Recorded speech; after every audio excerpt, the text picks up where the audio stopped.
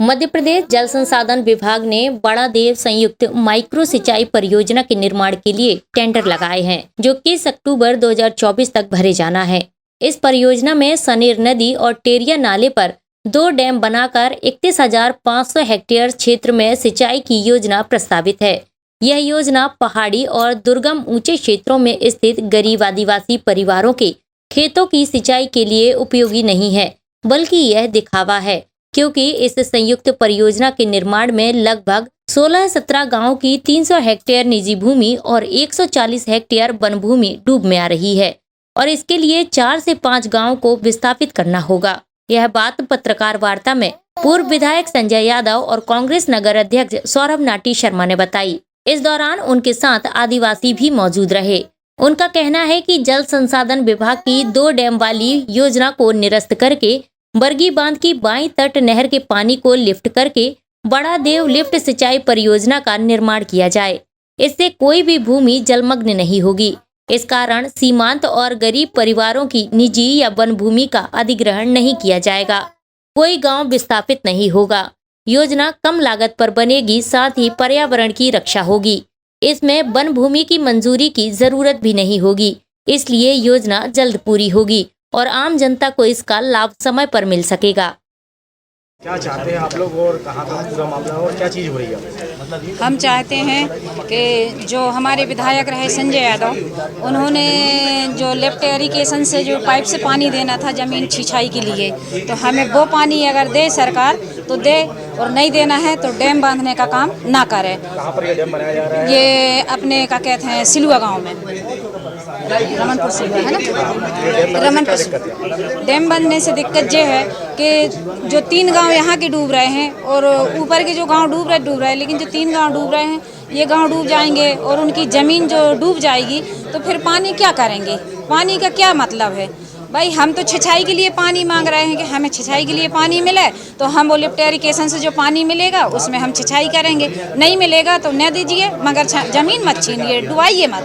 यदि अगर मान लीजिए उसके बाद भी डैम बनाते तो किस स्तर तक जाओगे आप? जब अगर वो डैम बनाएंगे तो फिर बनने तो देंगे नहीं डैम, चाहे जो भी सरकार कहे, लेकिन हम डैम नहीं बनने देंगे, क्योंकि गरीब हमारे बहुत परेशान है और हम भी परेशान हैं। मैं भी एक आदिवासी हूँ और मैं भी विस्थापित हूँ, मैं भी डूब से आई हूँ। लगभग इस डैम करने से कितने लोग दिक्कत हो, कितने परिवारों को, कितने गाँव में?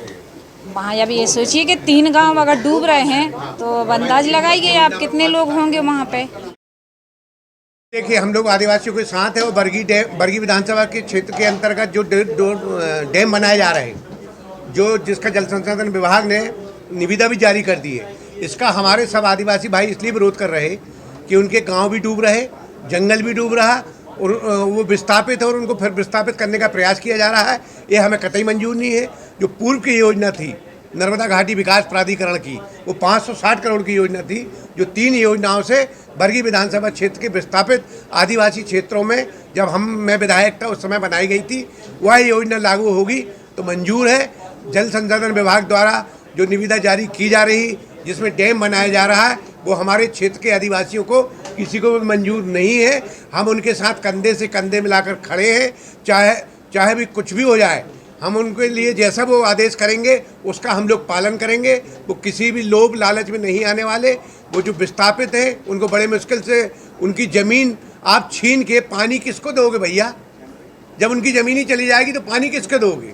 महत्वपूर्ण मुद्दा ये है कि उनकी ज़मीन चली जाएगी तो पानी किस काम का? पीने के पानी की बात अलग है, लेकिन सिंचाई का साधन जब ज़मीन ही रहेगी तो सिंचाई कहाँ से करेंगे? ये कमीशन खोरी का कुछ चक्कर समझ में आ रहा है। लखनऊ दोनों बरगी की मिलाए कितने गांव प्रभावित हो रहे, कितनी आबादी होगी? हमारे यहाँ तो 3 गांव डूब रहे हैं। 300 एकड़ ज़मीन निजी और 300 एकड़ ज़मीन वन फॉरेस्ट, रिजर्व फॉरेस्ट, वो डूब में आएगा और जिसकी क्लियरेंस नहीं मिलेगी जल संसाधन विभाग को 10 साल से। अभी वर्तमान में ये योजना है जल संसाधन विभाग की 1100 करोड़ की, जो आगे चल के हो जाएगी 2200 करोड़, 3000 करोड़ की। और जो अभी नर्मदा घाटी की योजना है वो 560 करोड़ की 3 साल में कंप्लीट हो जाएगी, 4 साल में, क्योंकि 1 महीने करवाई है। अभी आपने बताया आपके यहाँ के कितने गाँव डूब रहे? जनपद सदस्य जी है 32 गाँव, 10 ग्राम पंचायत अगर डूब में आ जाएं तो कोई कैसे मंजूर करेगा ये योजना? तो आपको लग रहा है कोई घोटाला या कोई घोटाला है इसमें। कमीशनबाजी का चक्कर समझ में आ रहा है। ये तो 1160 करोड़ में 10% निकाल लो, और बढ़ेगी ना 2000 करोड़ में 10%। और ये कौन कर रहा है? मेरे को तो जो समझ में आ रहा है, सिंधिया और इनका झगड़ा चल रहा, मोहन यादव जी। सिंधिया जी ने अपने चेले के विभाग को एक काम दिलवा दिया और मोहन यादव जी को जानकारी नहीं है। नर्मदा घाटी मोहन यादव जी के पास है और जल संसाधन किसके पास है? सिंधिया जी के चेले के पास। तो ये दो लोगों का कमीशन का चक्कर कुछ समझ में आ रहा। विधानसभा में क्या असर देखने को? विधानसभा में इसका जोरदार असर देखेगा। नेता प्रतिपक्ष गांव का दौरा भी कराए और हम सब लोग तय करेंगे, जैसा आदिवासी कहेंगे कि हमें विधानसभा चलना हो तो हम लोग विधानसभा का घेराव भी करेंगे, सरकार का ध्यान आकर्षित कराएंगे। उसके बाद भी नहीं मानेंगे तो अनवरत आंदोलन चलेगा। डैम नहीं बनने देंगे इन लोग। कोई बनने देगा क्या? SK news live Jabalpur.